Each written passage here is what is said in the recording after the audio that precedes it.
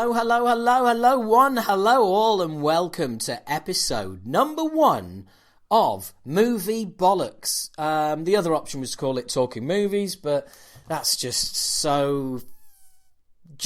stunningly average.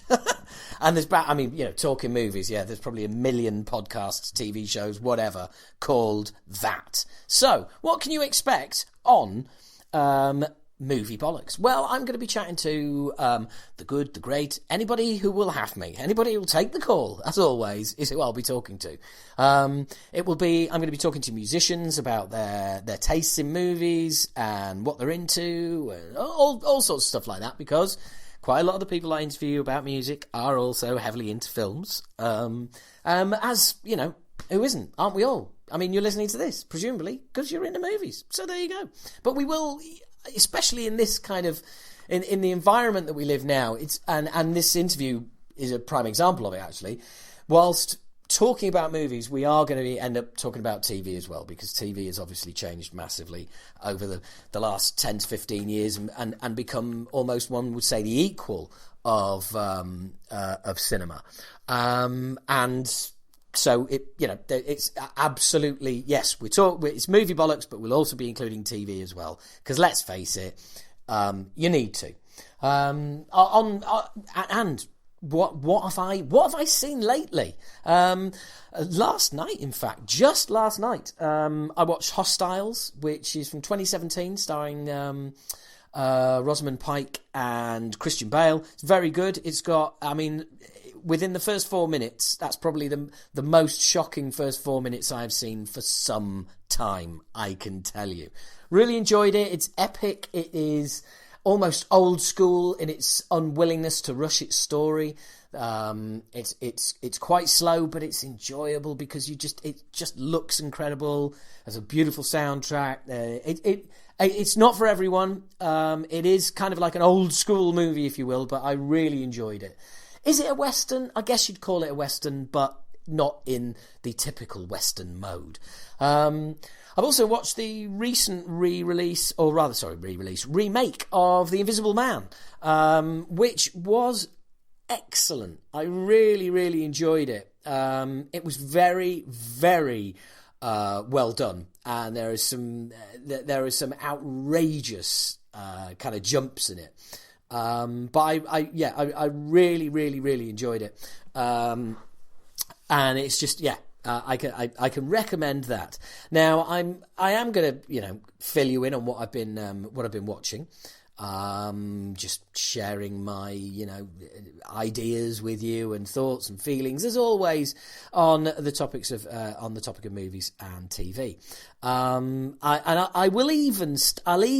even watch things like The Gentleman. I haven't watched it yet. It's the new Guy Ritchie movie. I hate Guy Ritchie with a passion.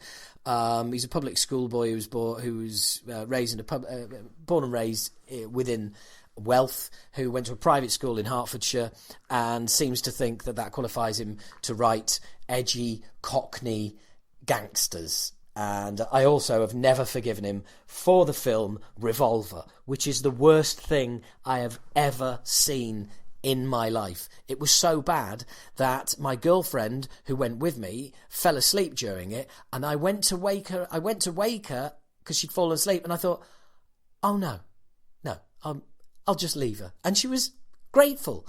It was so bad that whilst driving home from the cinema, I spent a good 5 minutes punching the steering wheel, pretending it was Guy Ritchie's face. It is that bad. You watch, and I've been told this because I haven't watched it, but if you listen to this, if you watch it with the director's commentary on, it's quite clear Guy Ritchie didn't know what he was doing. So there you go. A little bit of a tangent. First one of the movie podcast. But yeah, Guy Ritchie, whatever. I didn't get Lock, Stock. I've never watched Snatch, but do you know what? I might actually have to watch that for you now, and I might have to watch The Gentleman as well. In fact, I will try and give The Gentleman a go, and hopefully I won't forget to mention what I thought of it on the next movie podcast, because these are going to be coming out as and when. Okay, there's not a regularity to this; they will be coming out as and when. All right. And look, that's enough. That's enough of me, because this podcast ain't going to be about me. It is definitely going to be about my guests. And my guest for the first ever episode is Paul Knight, who is a BAFTA Award winning editor. He edits currently Peaky Blinders. He's going to talk to you all about bits and pieces, and this hopefully is a really good example of where we're going to go, because Paul obviously is within the business, so there's a certain amount of our conversation is technical, a certain amount is concepts and attitudes, and a certain part is just sharing our love of TV programs and the Sopranos. But yes, there will be more to come on this podcast. But Paul's up. Paul's the first person to agree to speak to me, so I'm very, very grateful for that. And yeah, he's just a couple of miles away, and we literally just had this conversation. So I'll come back to you after the interview, and leave you with some bits and pieces to watch on TV in case you were unaware of them. And but for now, here's my chat with the man himself, Paul Knight.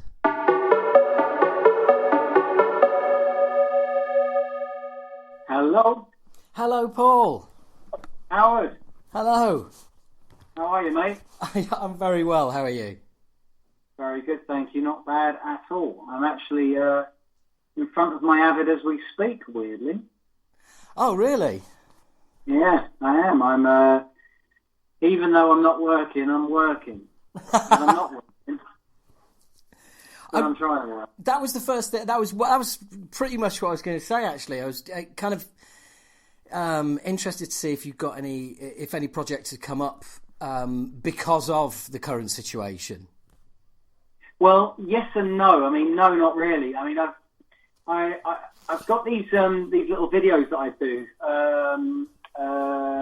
for America, and it's kind of like little infomercials, if you like, just kind of like just local infomercials, and it's a few quid here and there, but it's nothing to kind of write home about. But it keeps me busy. It keeps me kind of like working in terms of keeps the brain ticking over.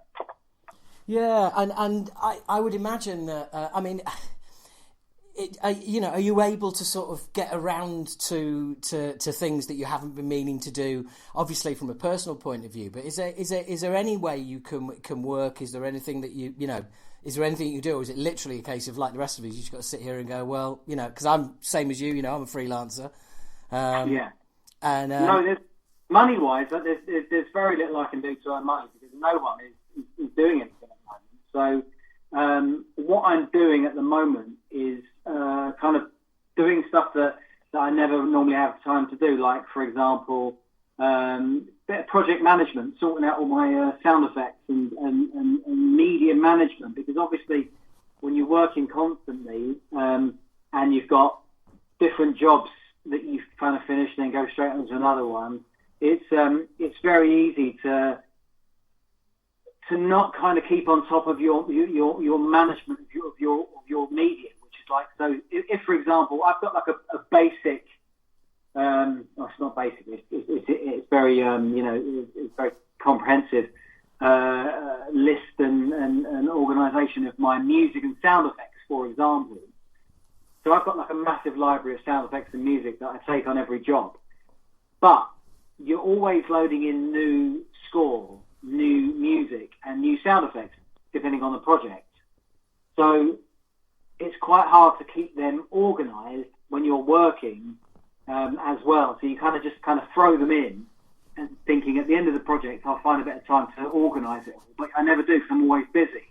So I'm using this time to just kind of go through and try and delete duplicates and get rid of stuff that I don't need, and organise my sound effects into, although they are all pretty well organised, I've still got like thousands that I've taken in that I need to put into certain folders so I know they're all together. Like if I'm looking for a certain car sound effect, yeah, I'll have one bin with all my car sound effects in, but I will have also loaded in lots of other car sound effects on other projects that I've now got to figure out where the media for that is and go through my old projects and find all the bins that I've loaded them into and kind of consolidate it all a bit. It's a bit of a minefield.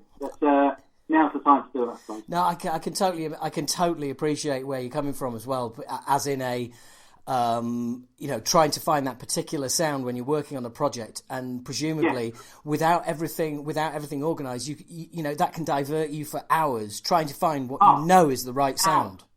Hours and hours and hours and hours, and that's So I'm just kind of like I'm just trying to figure out a way of minimising that, and I think that's just going to be me going through everything and organising it as well as I can.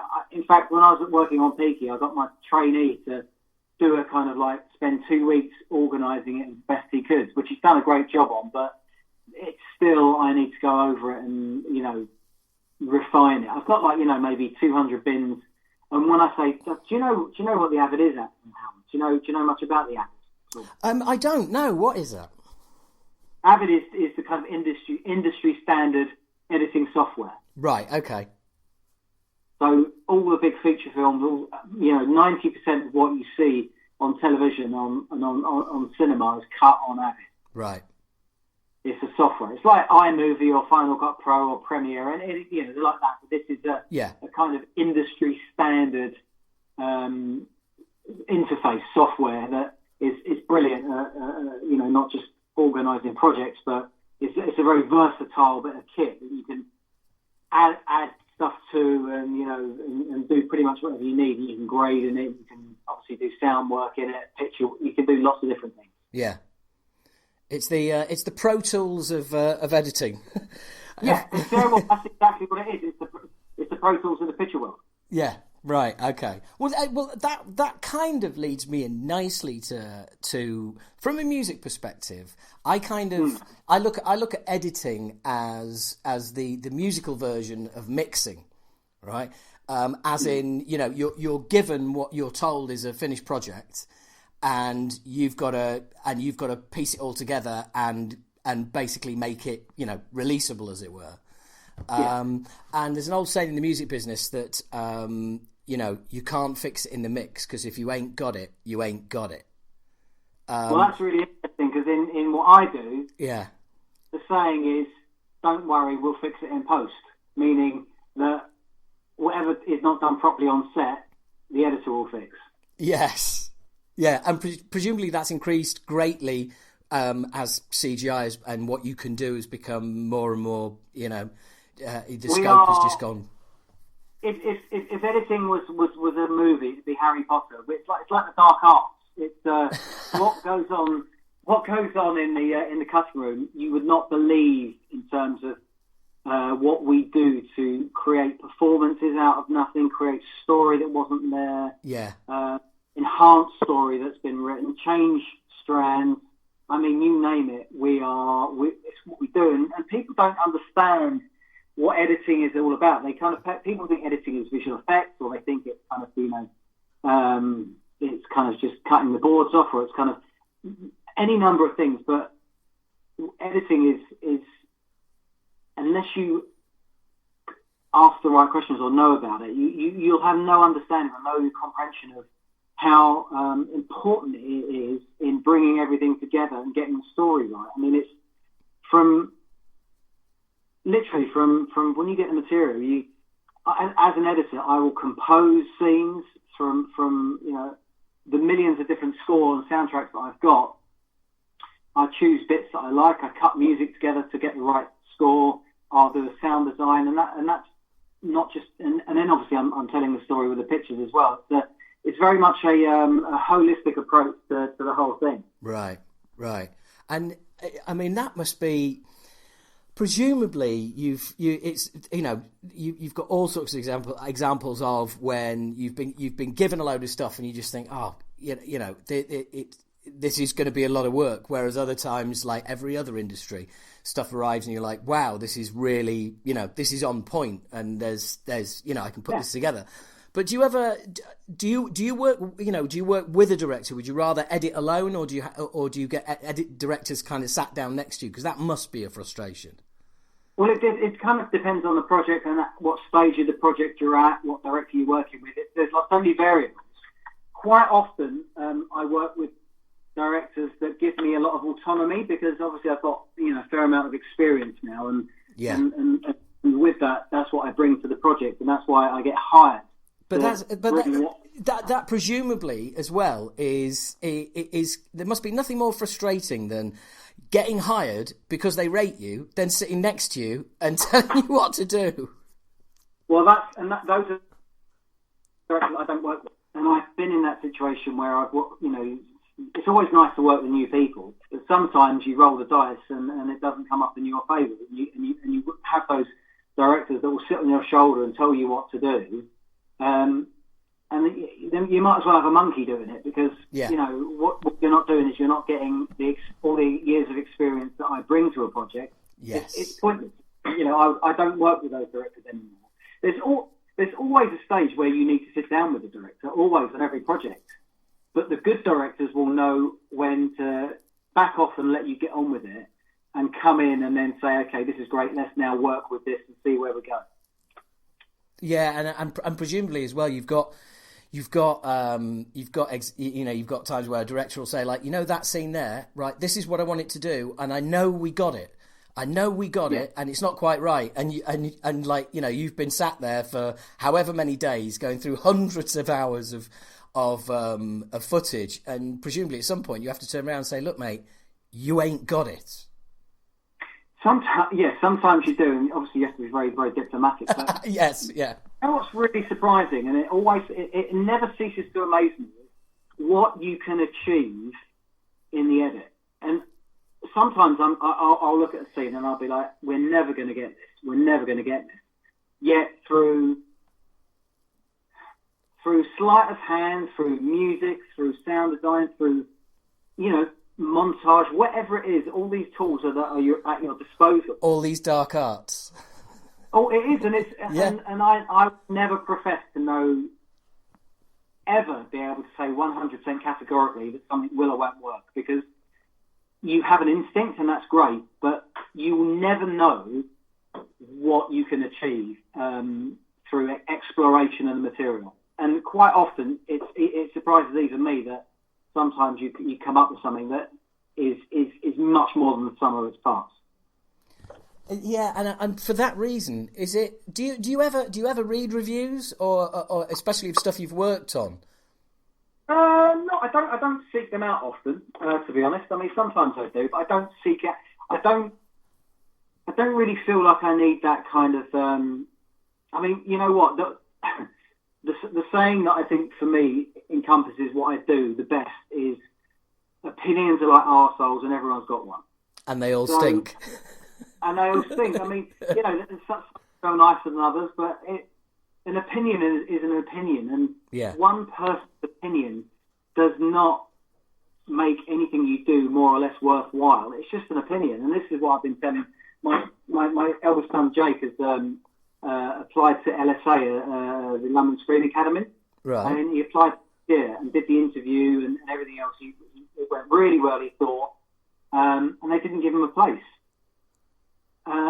And it all boiled down to one person's opinion, this one teacher's opinion.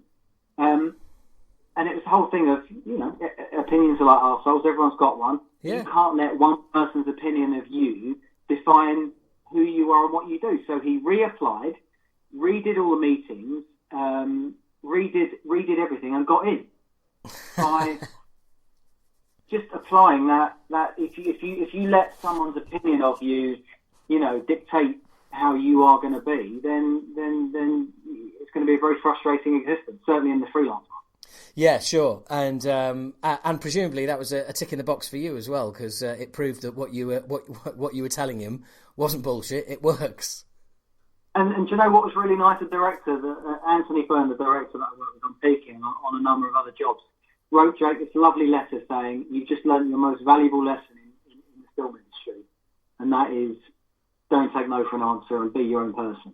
And that's one of the best lessons you can ever learn. And he learns it early, so for him that's great. Yeah, that's absolutely that's lovely. And you mentioned Peaky there. Is there any work on the horizon for that, or can you not say? Well, I should be 2 weeks. I should be just finishing my second week of editing Series 6. Oh well, yeah, never mind. A week before I was due to start, the principal photography was 23rd of March. So a week before, I got a call from the producer saying we're standing it down, obviously due to the coronavirus. So obviously that for me, that's a year's worth of work, which is something that you can't, you got to rely on. Where you plan to a certain degree, but yeah. A year's worth of work is hard to lose. It's very hard to lose, but it is what it is. And although I'm not 2 weeks into Peaky, I'm teaching my son editing, so he's going to the film school. I'm at home. I've got all the equipment I need, and he's basically recutting all the Peaky scenes and probably doing a better job. That's amazing. Does he realise how lucky he is? Do you know what? He realises how lucky he is. I mean, he's got all the raw footage, everything that was shot on season 5. He's got access to. I'm here to kind of help him learn the system, and he's doing great. He's doing really, really well. He doesn't necessarily want to do this as a career, but I think the more strings you've got to your bow, and the more you understand about the industry as a whole, can only be good. Oh, absolutely. Absolutely, because you just well, the thing is, it's like to take a bit of a tangent, but you'll get my meaning. Is in Ajax, the football club, every player when they're coming up has to play in every position, and the reason they do that is because when you eventually settle on a position to play regularly, you will understand everybody else's position, and you will understand how they want to receive the ball from you in certain situations, and it's the same. Exactly. It's the same thing, isn't it? It's exactly the same. It's the more information that you can have on loads of different departments, the better you will be at your job. You just will be. I mean, you can't have enough information. I'm always surprised that the more I learn, the more I realise I don't know as much as I thought I did. And you're always learning. In this industry, I think every job that I do, I'm learning something new about not just editing, about the process, about how things work and about different people's jobs, and then you also realise that what you thought was definitely a way that things worked isn't, and there's always a little bit of kind of flexibility in each role. And I think I'm always amazed at how much I learn on every job, and I've been doing it a long time now. Yeah, well, the thing is though, but you never stop learning, do you? Because if you did, it would mean that your enthusiasm goes as well. Yeah, no, you're right. That's exactly right. I mean, every job that I do, I just try and take on as much new information as I can, and I'm always really surprised at how much I do learn on different projects. Like the last project I did, I learned. It was it was quite a tough project in terms of getting it right and getting more out of the material than necessarily was there. But I learned so much about what you can achieve with not as much as you think, and that's where the good stuff comes from. Yeah, absolutely. That is the a fantastic quality to have, but B, yeah. Being able to create more with less. I mean, that makes you a very attractive proposition as well, doesn't it? It does. It's never a no. You should never say no. In my experience, yeah, the answer's always yes. You just got to say, let's try. Let's see what happens. If you shut things down, you're never going to know where you could end up. So it's about being open and willing to explore things that you don't necessarily think will work. Yeah, you just don't know.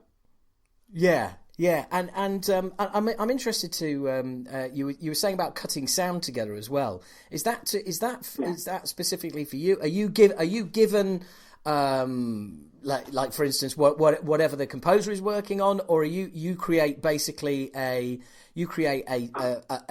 mood track, as if you were, and you say like, look, this is the music that I've put to that scene, and that's the kind of mood that quite often a composer will not have been chosen by the time I start. Composers get chosen sometimes before the project starts, sometimes sometimes after, sometimes they change. But what I try, if I know a certain composer is going to be working on the project, I'll try and collate as much of their material that they've done previously and work, if I can, with that. It doesn't always work because sometimes you want a certain mood or a certain rhythm or tempo or a style that they haven't done before. And in that case, I'll go back to one of the millions of soundtracks that I've got loaded in for temp score. But I try and use that composer's work, if I can, to temp what I'm doing. And one of the things that I love about what I do with the editing process is I get complete autonomy to compose the episode. So I will, from previous songs that have been written, previous series or episodes or film scores or whatever it is, right, I will create a blueprint of what the music needs to do in terms of arcs and rises and beats and everything else that a composer can then emulate in their own style, keeping the tone as I've set. I think that's really one of the key things I really enjoy doing is composing with temp music.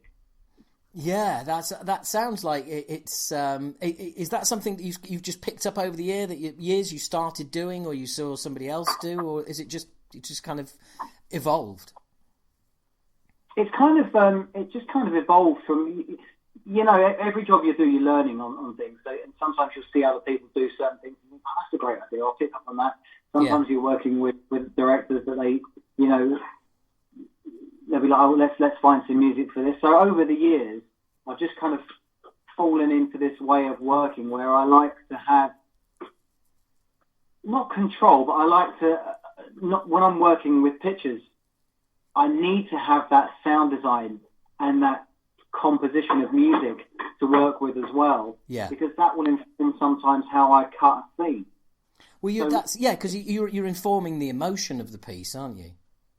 Yeah, and one doesn't work without the other. You know, sometimes you don't need music, and sometimes you do need music. And when you're working where you know that there needs to be music, then there's like a synergy between the picture and the sound design, not just the music, the sound design as well. Sometimes you'll let the music do a certain amount of the work, and then you'll let the sound design take over, and then maybe bring the music back in, and that will inform sometimes how long you'll hold a shot, the rhythm of the cutting, montage work occasionally. It's integral. I think, I like to take a holistic approach to the whole thing because it's a medium that feeds off each other. When you're watching something on television, you're watching not just the images, you're also listening to the sound design and the music, and sometimes you won't necessarily understand what is making you feel a certain way, but it's generally a combination of all three. Yeah. So that's how I like to work from the beginning. Some editors don't work with music or sound. They'll just cut the picture and they'll let the composer do his or her thing and the sound designer do his or her thing. But I like to, be involved across the board in all of those elements. Well, presumably as well, that gives you a better feel for the finished product. If there's no music, then it's hard to get that feel. Yeah, exactly. And, it's not to say that sometimes the composer will do something different and it will be much better. But yeah, I like to kind of work to a finished product or something that, even though it's all temp, it's something that someone could watch and go, I get it. This is it. I understand the emotion of this. I understand the everything about what we're trying to do, the story we're trying to tell from my tracks. Have you ever been in a position where you've seen the final cut and it's all been signed off and then the composer has kind of taken what you've done and either left it as it is or only tweaked it slightly, and you've ended up kind of doing the music as well? Loads. Yeah, loads. I mean, loads. Brilliant. More. I mean, but again, I've been editing for a long time. So with that brings a certain amount of experience and instinct, I guess. So you kind of sometimes you'll just get it right, and sometimes you don't get it right. But when it's right, and people know that it's right, then sometimes they won't mess around with it. But particularly if you're working with tracks that composer has written before for other things, and you found a banger that works absolutely brilliantly for the scene, they'll just tweak it a little bit, and they don't always need to reinvent what's been done before. And you've got a raft of tunes to pick from with Peaky's as well, haven't you? Well, that's it. I mean, we when I was editing season 5 with Peaky, I had all of the previous music loaded in as well. So I had all that to work with. So I tried.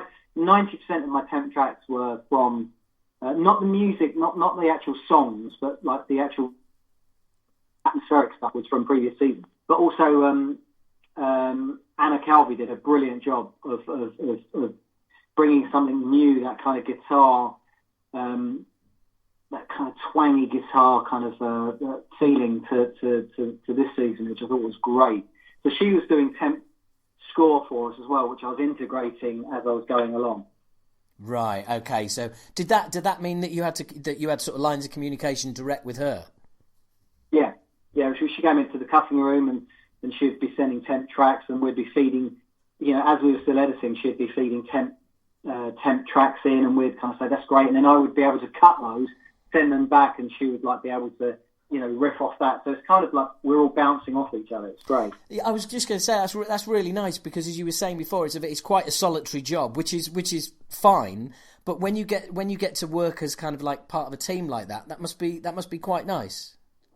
It's great, actually. Yeah, because certainly when you're working with people that just want to do good work and they're not too precious about anything other than just doing great work, you can. The collaborations are amazing. So when you're working with people that just want to, push things as far as they can go, and are open to kind of you interpreting their work, and sometimes when they send stuff over, you think, well, okay, well that's going to inform the way that I've already cut this scene. You will then recut, because what they've done is sparked a new idea. So it's about not being too precious and using everything at hand just to do the best job that you can do. Yeah, and as with anything, like you say, it's people being open to it. It's a lack of ego and everybody going, look, let's work as a team. Yeah, you know what? I like to say that a good idea. It doesn't matter who has a good idea. A good idea could be from anyone. Yeah. When I'm talking to Tam at home about what I do, it's like a good idea. It doesn't matter who has it. If someone says 10 bad ideas but one good one, that's still one good idea. You just got to try and filter through what are the good things and the bad things. And when you're working with certain execs, sometimes they'll give you a note. It's not a great note, but they will. But what they sometimes do is in that note that's not great, there'll be something that sparks something, a niggle that you've got. And although they might give you a note on a certain scene, what they're in fact, the note behind the note is, well, the scene before it isn't doing what it needs to do, so it's not feeding into this one, into the next scene, which is what they think is the problem. But in fact, the problem is the previous scene. If we tweak that will address, the bigger picture. Yes. So yeah. It's kind of deciphering. It's a certain amount of deciphering through the notes.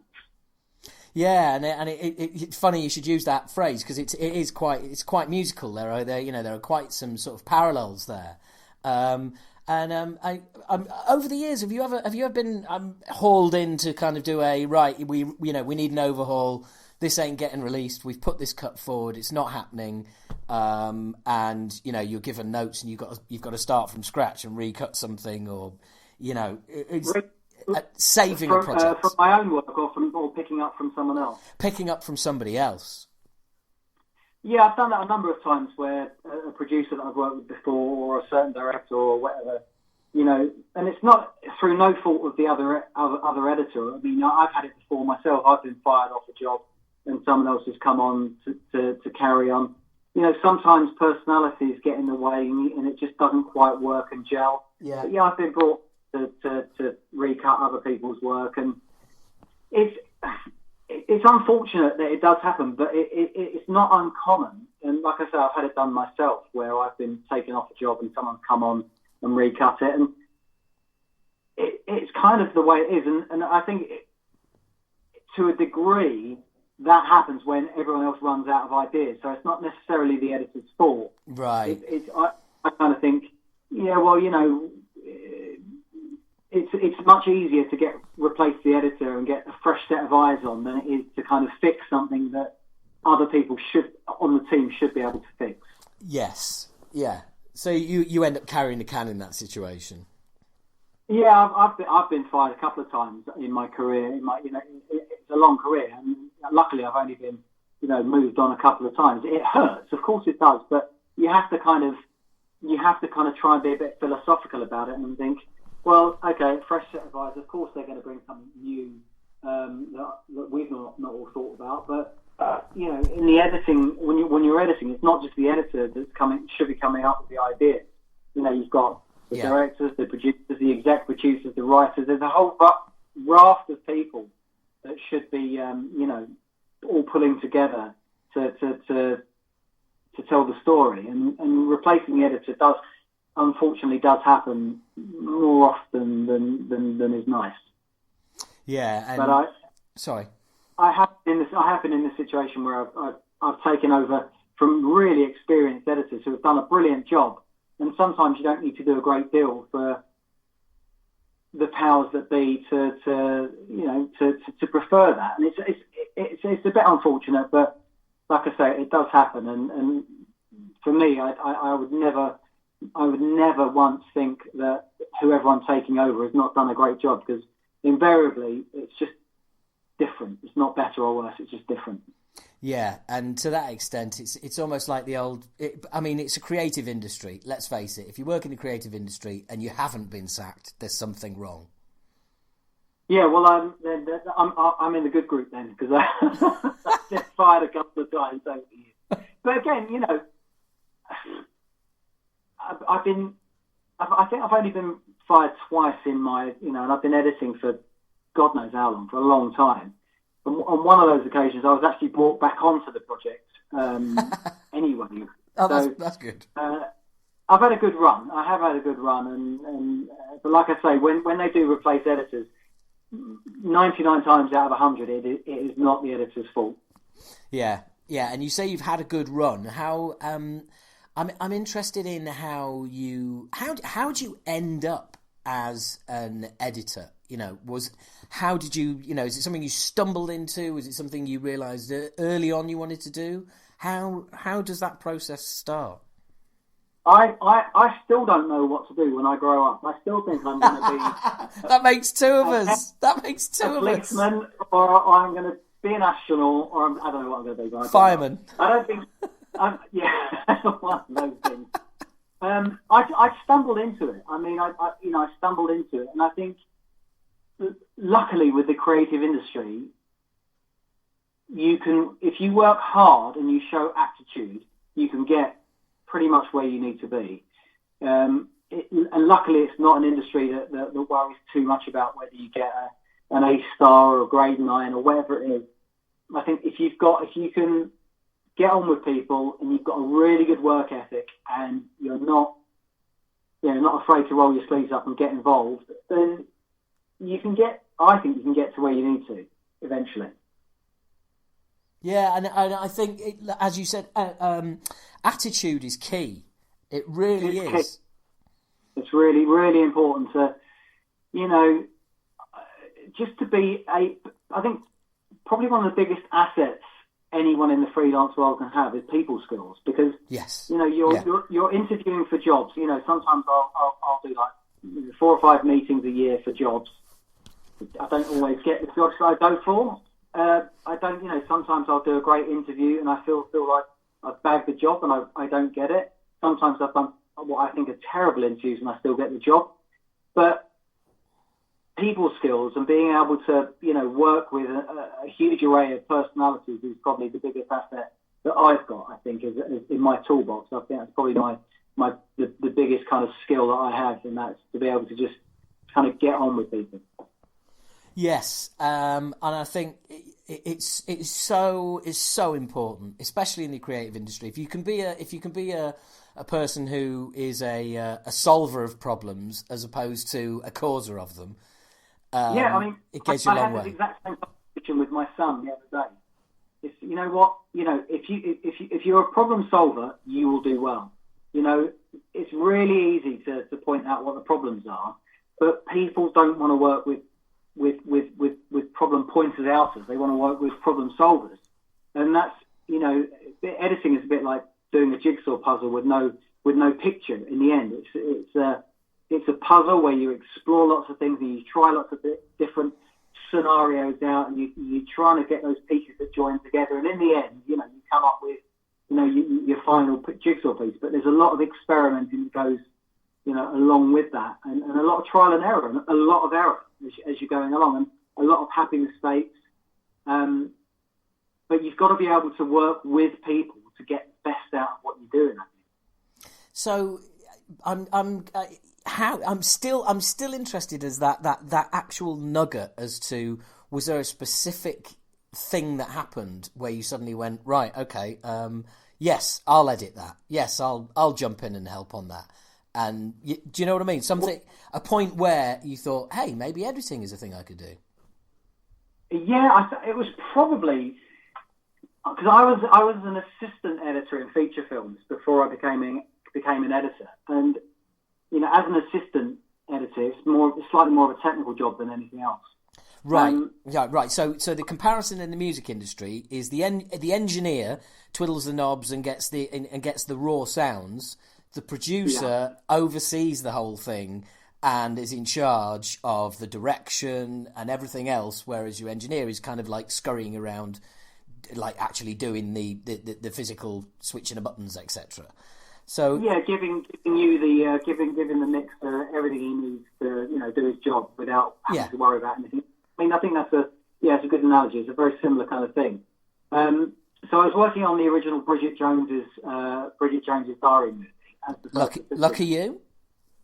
Oh, it was great. I was in my, I think I was about 25, 26. I was quite young to, I've done a few films up until that point. And they were looking for another editor to try some other, explore some other avenues with the film. And they couldn't find someone immediately. So I stepped up and said, I'll do it if you'll have me.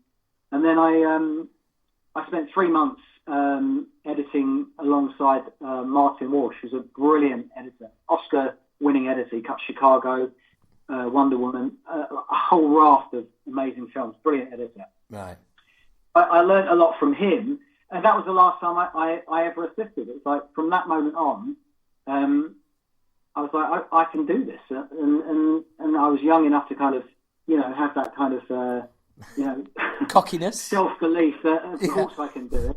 I've done it once. Of course I can do this. Once, of course, I'm now an editor, and that's what I'm going to be. Yeah. So I think it's probably on that when I realised I could do it, and again get on with different personalities and stuff. And from that point on, I after that I edited the Ali G movie. I was quite young to do that. That was my first big break as a studio movie. Yeah. I think I was 26, 27 years old when I did that, and I was quite young to cut a feature film. Yeah. And that was it. I was off then, and off and flying, and then I got an agent, and then I got then the first thing I ever cut in TV was Spooked season 2, which I got a BAFTA nomination for, and then I kind of just continued to work on high-end TV drama with the odd film thrown in. I won a BAFTA a few years later for a TV series called Bleak House Like Up. And I've been working ever since, learning on every job and applying those things, as much as you can to every new job. So the disciplines between the two, TV and movie, are they vastly different, as in your specific role and the pressures that come with it? Or is it just project by project and you just take them as they come? I think, there may have been at one point quite a disparity, but I think now there's so many good people working in TV and film and flick between the two. I think there's very little bit in it. Obviously, with feature films, you've got a lot more time to work on them. TV is quite a quick turnaround. So normally you'll have more time to cut a film. I think the pressure in films is much higher, much greater in terms of, feature films are all about getting their money back and earning money. Yes. Fundamentally, when you kind of boil it down. Obviously, they need to be as creative as they can be and as good as they can be, but ultimately, it's a business and they need to earn money. Whereas with TV, obviously, it needs to be as good as it can be, but you have an hour's slot on telly that you are filling. Obviously, you need to do a good job and it needs to be as good as it can be, but it's slightly different, I think, and the pressures are slightly different that come with that. Yeah, and I mean, you must have seen a massive difference in the way TV, if you like, has sort of caught up with film. Yeah, it's huge, and I think that's a lot to do with all the different channels and the streaming services, and so much content needs to be made now that it's just given so many more people a platform to showcase their work in terms of writers and directors and stuff. So it's like a boom, really. Obviously, apart from the virus has put a bit of a halt to all that, but it's kind of like it felt like it was a boom time. Lots and lots of people were working. All the facilities were booked out. It's good times, really. Good times to be doing what you're doing. But this little cold and flu thing that came over from China has kind of put a bit of a kibosh on that. So it's tricky at the moment, but I think it'll bounce back really quickly. I think it really will. Well, and I really hope it does as well. But it's just the standard of TV as well. I mean, I've just watched season 3 of Ozark. 10 episodes. That's 10 hours of. Yeah. It's 10 hours, and it is all movie quality production. The sound, the look, the performances, the script, everything. And you just think this is such an incredible age that we're living in from a televisual perspective.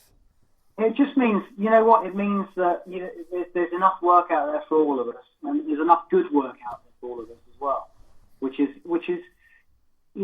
Obviously there's continuing drama. There's lots of different, standards of work out there and standards of kind of shows. You've got obviously reality TV, you've got documentary, you've got series, you've got continuity drama, your weekly dramas, you've got your returning series, you've got one-offs, mini films.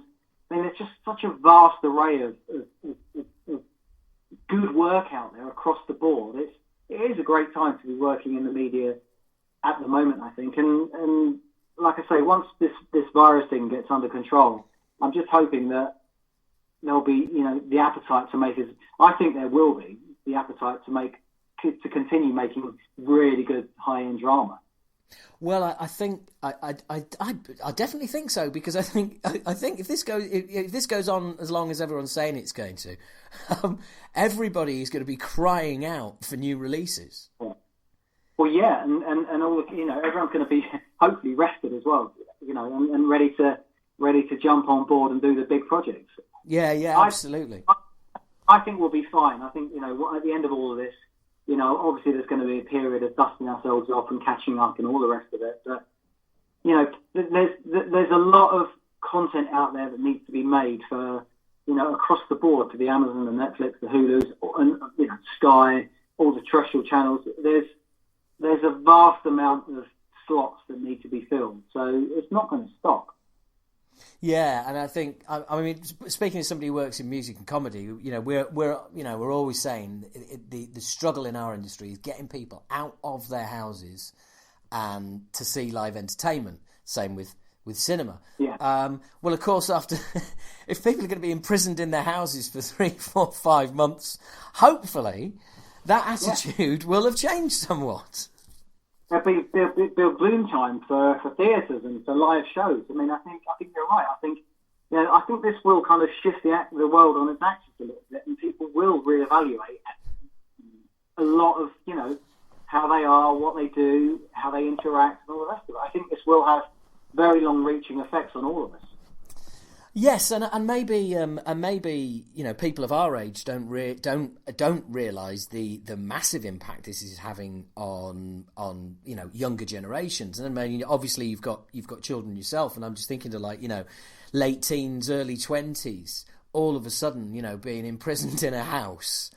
I could not imagine. Not imagine at the age of 18 or whatever being stuck in my house with my mum and dad at that age. I would have gone absolutely nuts. And back then, of course, we wouldn't have had social media. We wouldn't have had any contact with our friends. The good thing about this generation is that they do have social media. They can all contact each other. They can play online together. There's so many ways of communication. When I was 17, 18. You had your home phone, and that was it. You were only allowed on it. Mate, I was thinking about this the other day. I was thinking, it's like, just imagine if we were going through this right now with no mobile and no internet. Oh, man. I mean, show me to the nearest cliff. If I was allowed out, I'd go find the nearest cliff. That's it. Yeah, exactly. It just doesn't bear thinking about. The kids these days, they do have, I know it's hard for them because they have everything at their fingertips, but they do have access to, a wealth of information, knowledge, and all the rest of it that we never had. So for them, as hard as it is to stay in, they've got, they can keep themselves occupied. I mean, like I say, my eldest boy is learning to edit. So it's just about trying to utilise the time that you've got positively.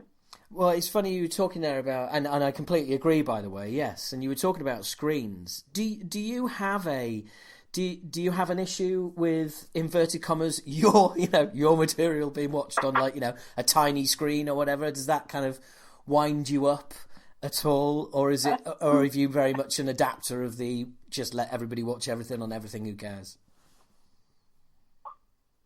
That's a good question. That is a very good question. I get annoyed when we're presenting and. When you spend all the time getting the cut right and you're presenting the first cut to the execs and they're seeing it for the first time, I like having them in the room on the big screen in the cutting room so we all sit down and sit together on the good speakers and everything else. Yeah. The danger of watching things on your iPad or whatever it is, which does happen quite often, is it's really easy to stop, to take a call, to, be distracted. But that you can't get too wound up about it because that is the way that it is. Yeah. Of course, I would prefer my work to be seen on the big screen with the big speakers and all the rest of it, but that's just not realistic. So you've got to, you can't live in the past. You've just got to accept what is, and just hope that your work's good enough to captivate whoever's watching it, whether that's on the screen, absolutely, or, a little computer screen or a big home cinema screen. I think you just got to do your best job and hope that people invest. Yeah, you know what? I funnily enough, I'm sat here nodding because I'm thinking, yeah, you know what? I'd like everybody to sort of sit down and listen to our album on CD, but ultimately, people stream mainly now, which is not ideal. It's not the greatest quality. You're not going to get the experience that we created in the studio, but like you say, everybody has their way of consuming it, and you just have to kind of put your hands up and say, well, it is what it is. I suppose the flip side is that, of course, you want people to listen and to watch, whatever you do at the best possible quality. But the flip side is, with all the streaming, you're getting out to so many more people, and so many more people are able to listen to or watch what you're doing. Yeah. It's a double-edged sword. It's like, the purists, so only listen to it on a CD. You're going to get a fraction of the people if that's all you want to release it on the CD. You're going to get a fraction of the people listening to your work, and I think it's better for more people to see and hear your work. Yes. If the quality's slightly less than in its purest form. Yeah, I agree. I do agree with that, but also it is, and funnily enough, I think there's a little crossover between the two of us here again.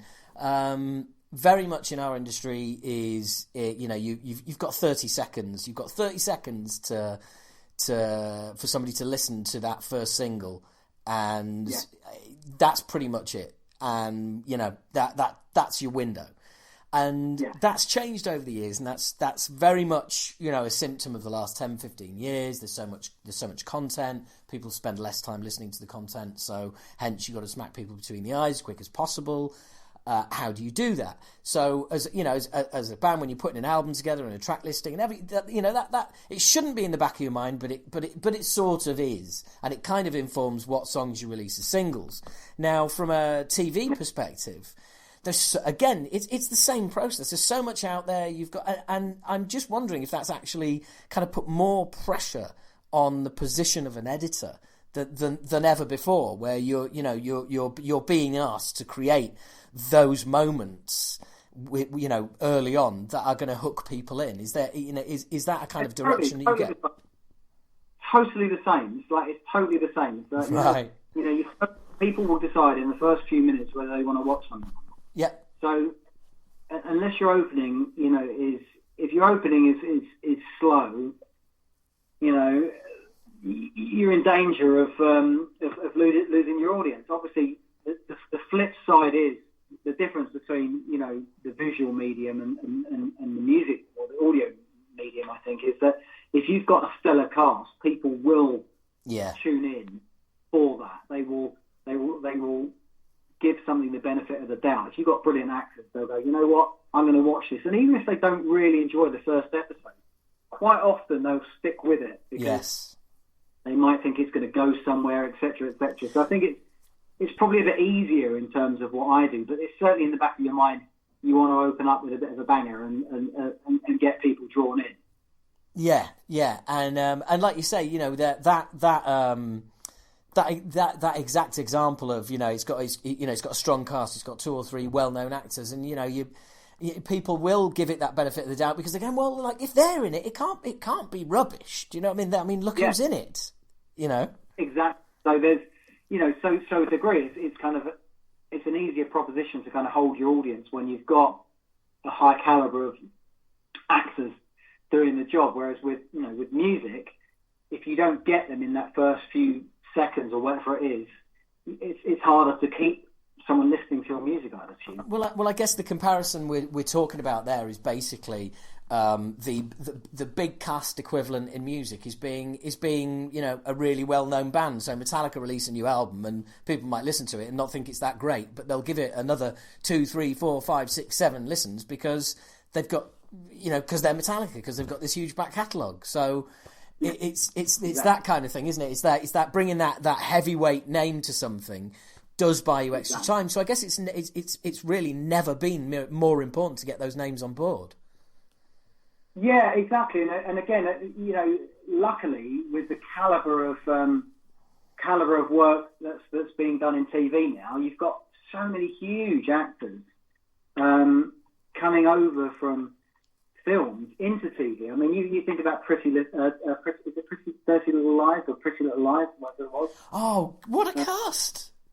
I mean, what a cast!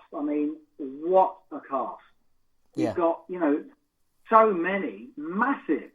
Well, you've got Meryl Streep playing Nicole Kidman's mother. I mean, yeah, exactly. I mean, when you've got that kind of caliber of actors in your in your TV series, you're going to get an audience. You will get an audience. Yes. Yeah. And I think it's the same thing. If the big band will have that kind of following. Yes, yeah, exactly. It's like when the reason I even started watching the first episode of Ozark when the first season started was, Jason Bateman, but more important, but more for me, Holly Hunter. It's like she doesn't do TV. What the hell is she doing there? Yeah, no, exactly. It's a kind of a great time to be, working in the industry because some big, weird collaborations are happening, and it's great. I think the appetite is out there for on the small screen for the big screen actors, and I think quite often you've got people that would never normally write those kind of scripts where, of course we're not going to get the big actors in, but now it's like, well, why not? Let's just write it, and they will. It's a Jim Morrison, you know, write it and they'll come. Whatever, you know, build it and they will come. Yeah, you're right. And build it and they will come. Yeah. And I have to say, private note, it's not Holly Hunter in Ozark, it's Laura Linney. My Laura Linney. Yeah, my apologies to everybody listening. And like you say, you're getting these people now doing TV where you just think, wow, that barrier between television and cinema is just gone now. There's no longer that somebody being looked down on as somebody being a TV actor. It's just gone. You know, for example, you know, Game of Thrones. I mean, how that was such a massive, huge, you know, undertaking, and the production values on that were vast. I mean, you know, those are the kind of things that you were only, you know, you would normally only see that kind of stuff on the big screen because, you know, that's all they could afford. But you know, getting those kind of massive shows with all those kind of effects on the small screen, it just goes to show, you know, how much has changed over the years. Do you think Game of Thrones obviously had it's huge, had a massive impact culturally? Do you think it's had an impact on the industry as well, where people have gone, right, okay, so that you know they've taken the ante and upped it yet again, and that kind of opened the door for other people to go, right, okay, it's worth spending the money. Yeah, I think, you know, with all of these kind of big landmark, you know, TV shows, someone has the balls to make something as big as that, and then, you know, I think what all that does is opens up the floodgates for other, you know, massive shows like The Witcher. I think is I've not seen The Witcher, but I've watched it. I've watched it. Yeah, that's got massive production values, right? So, you know, I just think what it does is it just opens the door up for other amazingly kind of like, you know, inventive and shows that are just, you know, willing to push the envelope and try new things and do it bigger and better. Yeah, and I think the benefit has been felt across the board as well. I mean, you've seen a massive improvement in kids' TV, and just right across the board, every form of entertainment is being, is kind of being, you know, the standards are being dragged up. Obviously, on the other hand, you've then got reality TV, which is doing its own thing. Well, that's got, you know, that obviously has its own, you know, niche and its own, you know, serves its own purpose. I'm not, you know, I don't watch a lot of it, but, you know, I get it. I get it serves a purpose, and there's a lot of people out there that are like that, and that's great. You know, it might not be my kind of cup of tea, but I understand that there's a huge audience out there for it, and again, that's great. Yeah, and I mean, look, ultimately, it's we don't all like the same things. It's all got to be kind of put into the mix. And speaking of which, I obviously started out in stand-up many years ago, and comedy is one of the hardest things to watch. It's one of the hardest things to get right. It's very rare that something comes along that I actually enjoy and laugh at and all the rest of it. What's it like to edit comedy? Because obviously the key is timing. And there must because you've got to be surgical. Because I know what timing is like in comedy. You know what timing is. You can't mess with that at all. So I think. Well, I've not cut a great deal of comedy. I mean, Ali G was obviously a comedy, and I had so much fun cutting that. I mean, what was that? Sorry, Ali G, the movie. Oh yeah, sorry, Ali G. Oh yeah. That was like, I mean, for someone that I was 27 years old, it was like Ali G was massive at the time. Yeah. It was so fun. It was just so, every day was hard work, of course, but it was just brilliant fun to cut. And Sasha would come into the cutting room a lot because obviously he likes to have control over his creations, and that's absolutely fair enough. So it was a pleasure to do because all you're doing is you're just cutting for laughs. You're just trying to get as many laughs out of it. Yeah, great. So it's just the case, again, it's exploring the material to see how much fun you can have with it. That's awesome. And what was he like to work with? Brilliant. He was brilliant. He just knew exactly what he wanted. He was, you know, no messing. He was intelligent, articulate, I really enjoyed having him in the coat room. It was brilliant.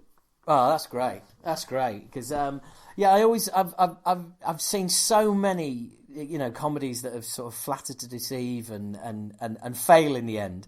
Not that it's ever because of editing, but it is incredibly hard to get that vibe right. I think you're right, but I think someone like Ricky Gervais is just, for me, is like a comedy genius. I love Ricky Gervais' material. I think Afterlife was so inspired. It was just brilliant. And, I think everything he does, I think everything he does is brilliant. He's a joy to watch. And I think what I find with his work is it can be really incredibly funny, but also incredibly moving as well.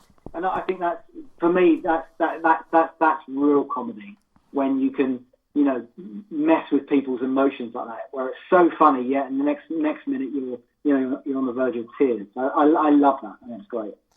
Yeah, and Afterlife season 2 coming soon.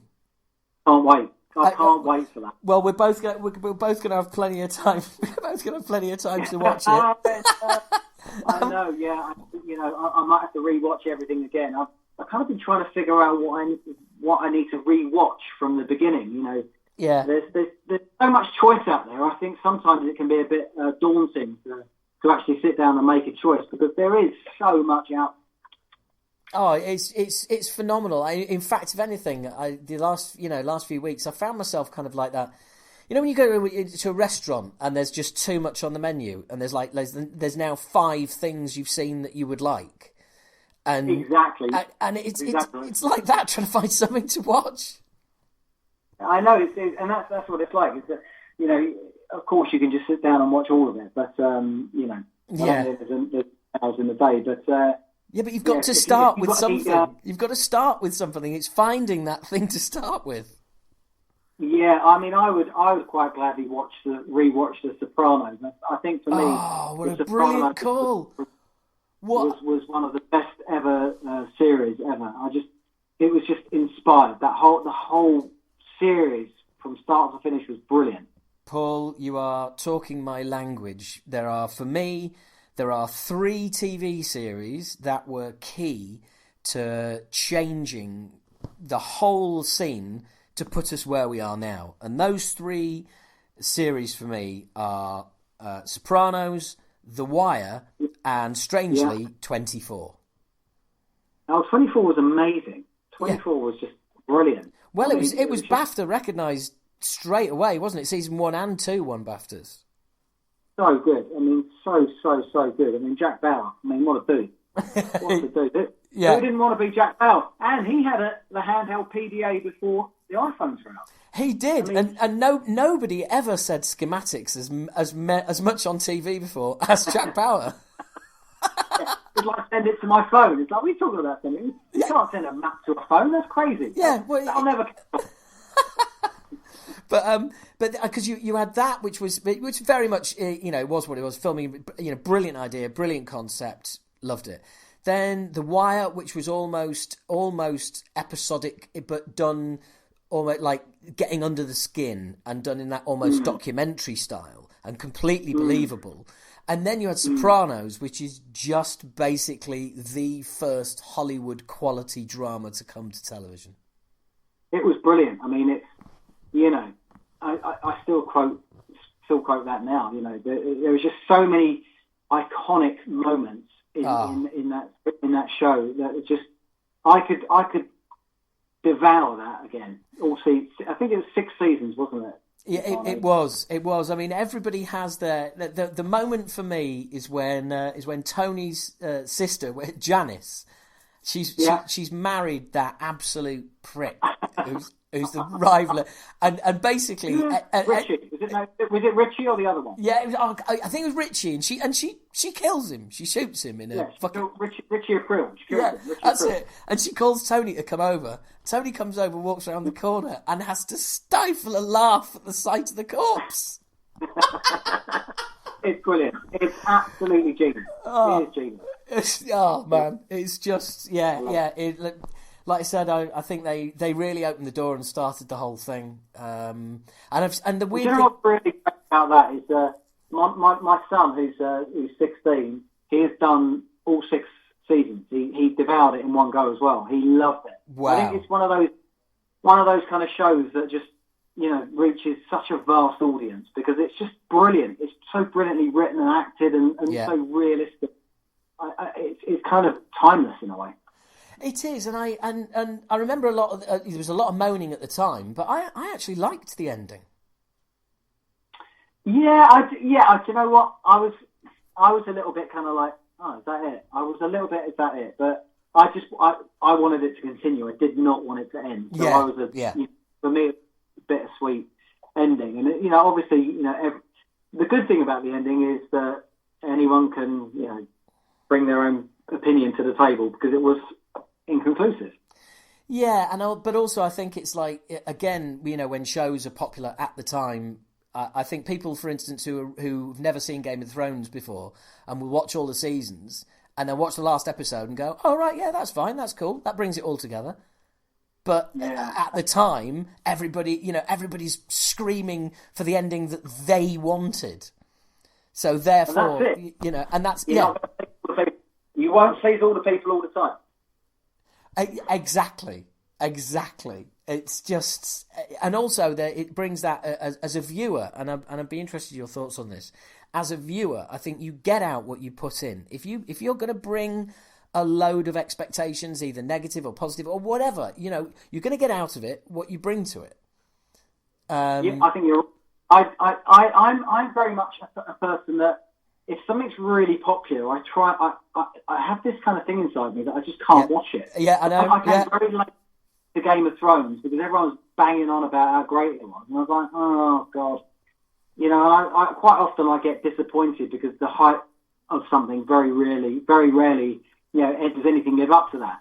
So I was quite late to Game of Thrones, and I started watching it, and I was like, holy shit, this is amazing, and I loved it, and I really got into it. But when it was, when it first came out and people were raving about it, I couldn't do it for some reason. It's like with Peaky. I had not seen an episode of Peaky Blinders before I'd been offered season 5 to come. Right. Not right. So I obviously then got sent all of the previous seasons. Yeah. And as soon as I watched episode 1, I was like, I'm in. This is amazing. I love it. This is great. So, but I tend to come to things sometimes a little bit late, just because I can't be doing with all that hype of it being the next big thing. I'm exactly the same. Although I was there right from day one with Game of Thrones. So I think with these things, you've either got to be there from day one, or you hear about all of the the hype, and you just think, yeah, do you know what? I can't be bothered with that. I don't know what it is. I don't know what it is. I just kind of. I think it's because you have to be ready to watch something. You got to be ready to absorb. If you're going to invest that amount of time in something, you just have to be ready and be open to it. And I think if the whole hype thing gets on your nerves a bit, I feel like I'm a bit. There's a part of me that's shut down, and I wouldn't. I'm exactly the same. I feel like I'm being shut. I shut down, and I know why it is because I feel like I'm being told to enjoy it, and I'm also feeling like I'm being told that I'm wrong for not already watching it and thinking it's brilliant. Yeah, so it's a double turn off. Yes, basically. But then when you come to it later, then you can binge because it's all out there. That's the other good thing. It's you can if you get into it, it's like, right, well then I don't have to wait for next week because I've got 4 seasons that I've not watched anyway.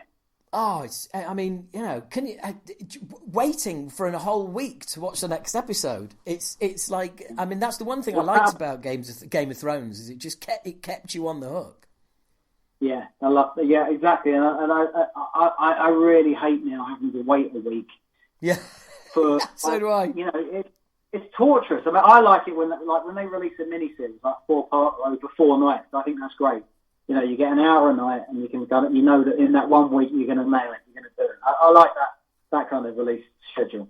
Yeah, absolutely, and there is something about waiting that week. I mean, the last thing I can remember really hanging on and waiting every week was probably Buffy the Vampire Slayer, actually, which is again for me one of the great TV series. Now, some people will be listening to this and thinking, absolute genius, it's brilliant, and others will be like, but it's a kids program, absolutely brilliant, honestly. I've never watched an episode. Well, it's basically that's where Joss Whedon started. Joss Whedon's creation was Buffy the Vampire Slayer. He then created, the Angel spin-off series, those two, and and that's how he got to where he is today. Oh, maybe I should go and watch some. Oh, season 1 is a bit rubbish, okay?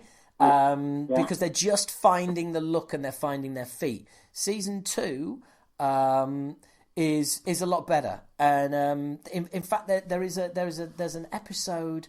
Oh God, I can't remember what it's called, but it won an Emmy, and it's called Hush. So if you get a chance to watch Buffy, Hush. That's the episode they won the Emmy for. There's also a musical episode which is incredible. What, like it's all done as a musical? Yes. Brilliant. Yeah, brilliant. Absolutely, yeah, out of nowhere. Basically, a demon turns up to town, and he's a song and dance man, and he just infects the town. So everybody keeps bursting into song about like having just done their dry cleaning and amazing. Yeah, it's absolute, and the songs are brilliant. They're absolutely brilliant. I mean, it's just absolutely wonderful. I will. I'll check that out. I will definitely check that out. Well, do you know what? That's a perfect place to finish up. Believe it or not, it's best part of an hour and a quarter we've been jabbering away. Bloody hell. Yeah, I know. Time flies, doesn't it? That is fun, Brian. Yeah, that's brilliant. Well, thank you. Thank you very much. Oh, not at all, Paul. I really appreciate it. You're going to be the first episode of my first movie podcast, because I have the music podcast at the moment, and it'll be going out to the same people. But hopefully getting a few more subscribers in as well. But I really do appreciate you coming on and making the time. Thank you very much. Anytime, Howard. It's been great, mate. Thank you very much for inviting me. Not at all. Thanks a lot, and say hello to Tam for me. Will do, buddy. Take it easy. You too. Take care. What a lovely, super knowledgeable, totally top man. Just in case you're wondering how Paul and I know each other, this sounds wonderfully middle class. But Paul's wife is a masseur, and I tend to get massages from her when I'm pre-tour, when I get back from tour, anything like that. Any problems at all? Anyway, that's how we know each other. Because obviously, we've met a few times, and funnily enough, I walked through it when I was first started seeing his wife, which is a strange phrase. Don't go there.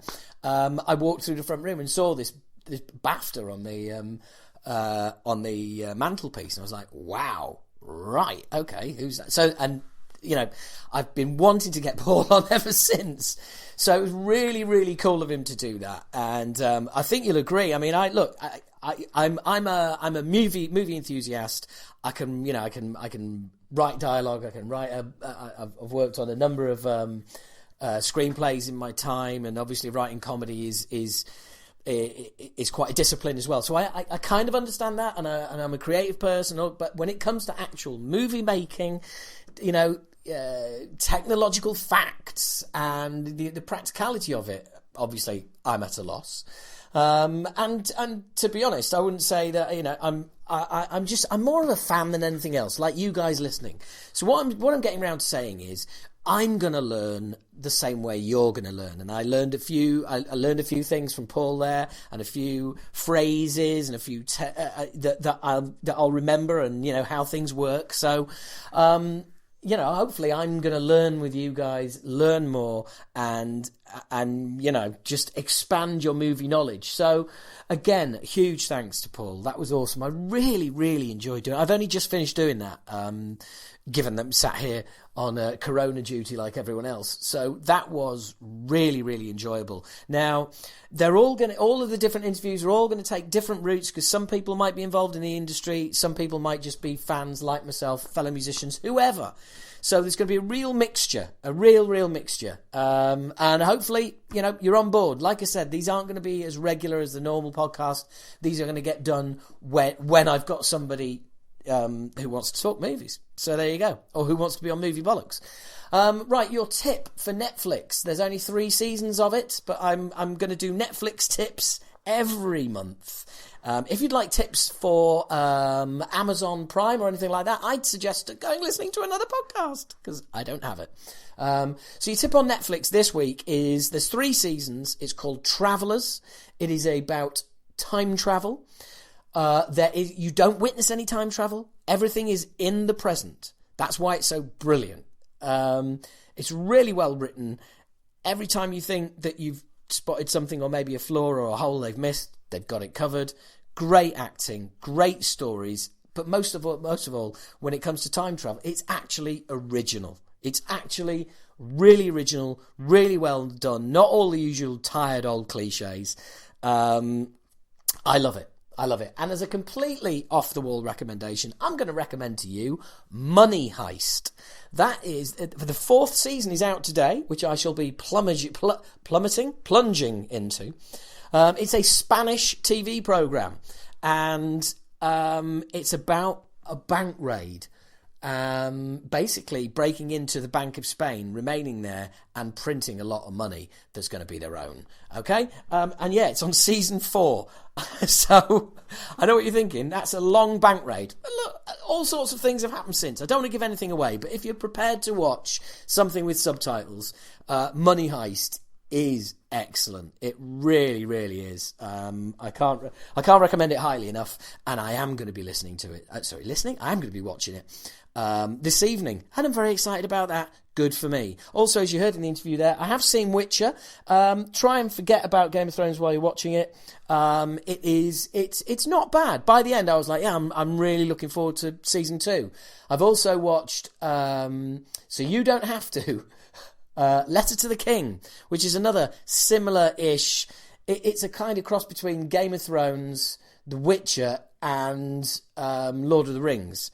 Letter to the King. And it's a bit average. I mean, I watched all 6 episodes. It's only 6 episodes, but it's a bit average. The other thing on Netflix is The English Game. It's all about the birth of football, but to be honest, it's more a period drama about class and unions and things like that than anything else. So there you go. That is where we're going to leave the first ever episode of Talking Movies. See, I've changed the title already of Movie Bollocks. Thank you so much for inverted commas tuning in. Please do spread the word. Get as many people into this as you can, just like the normal podcast, and that would really help. If you were signed up at Patreon, that is patreon.com/Howard H. Smith, you would have got this podcast a good few days earlier. And depending on who the interviews are with, I will be getting patrons to submit their questions as well. So if you'd like more, you know where to go. $5 a month, Patreon. Goddamn, it's worth it. Believe you me. Anyway, thank you very much for supporting the Talking Bollocks empire. Hopefully, I will be back talking movies with another Movie Bollocks very soon. This was episode 1. Thanks for listening. But that's not all. Haha. Yeah. I've actually got some more for you. So, basically, recorded that a while ago. So, 2 things to talk to you about. Firstly, I have watched The Gentleman, the latest Guy Ritchie movie. Nowhere near as annoying as I was expecting. But having said that, I mean, it bobbles along, and it was perfectly respectable and a half decent. Sorry, a message just came in there. A message has not gone off. Like, oh bloody hell, not another one. A message has not gone off on your phone. All right, my apologies for that.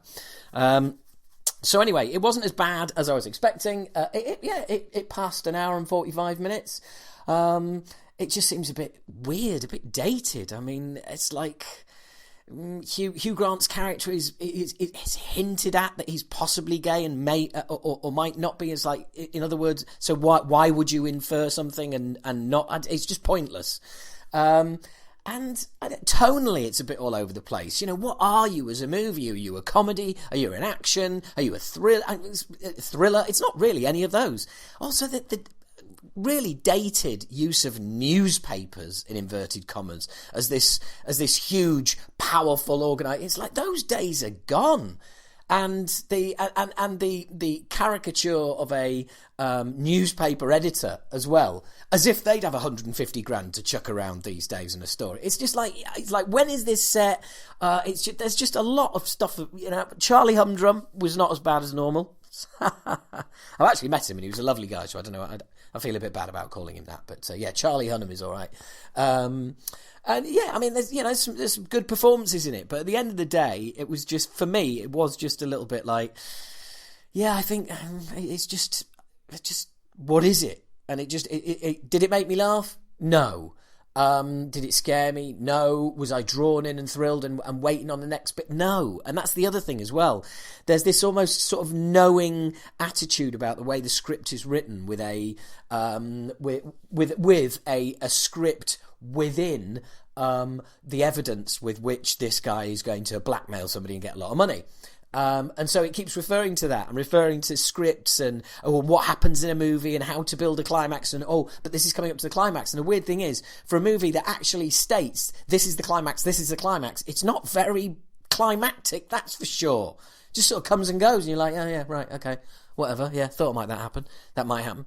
So yeah, that was frustrating. And again, like I said, the timing, and this guy has got like exclusive evidence locked away that is going to be worth like millions, right? And he's put all the evidence in little suitcases and hidden them. I mean, has the guy not got a Microsoft Office account? Upload to the cloud, 1 terabyte free, you fucking idiot.